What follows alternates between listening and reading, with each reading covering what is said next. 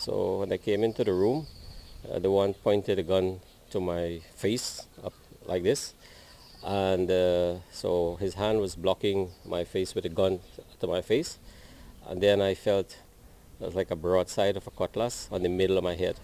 That's only a fraction of the terrifying ordeal that Imam Abdul Hasib Aziz and his family were forced to suffer around 5:45 a.m. on Tuesday as 6 men broke into their home and robbed them.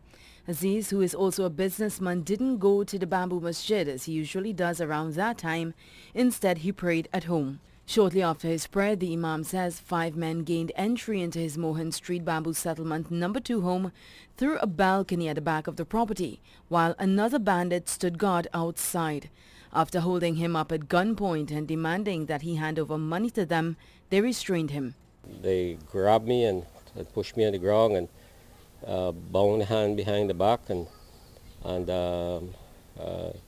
locked my mouth and eyes and face and everything.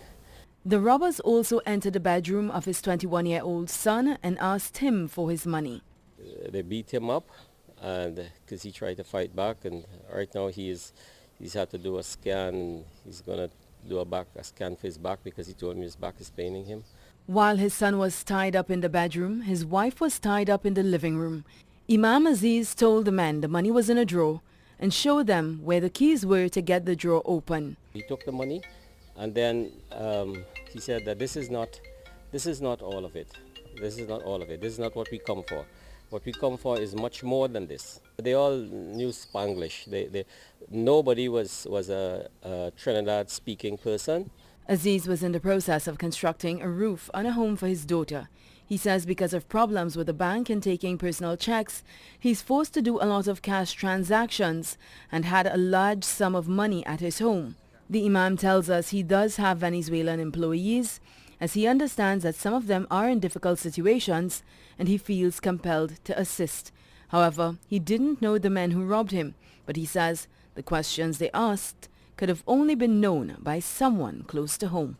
They came up with the keys for the gate, for the car, and for the garage gate, all remote control. Then they went to my son and say, "Show me, this is your car." How do they know this is my son's car? The thieves ransacked his home and stole his wife's jewelry and unopened perfumes, in addition to a large amount of cash. In realizing that he had seen the faces of the bandits, he considered his mortality. I was saying, God, if this is it, if now is the time, then please forgive me, and and take me in your forgiveness. He is urging people who are hiring Venezuelans to do their best to get some kind of background information on them. I'm not worried about the money. I'm not hurt about the money because money is money, right?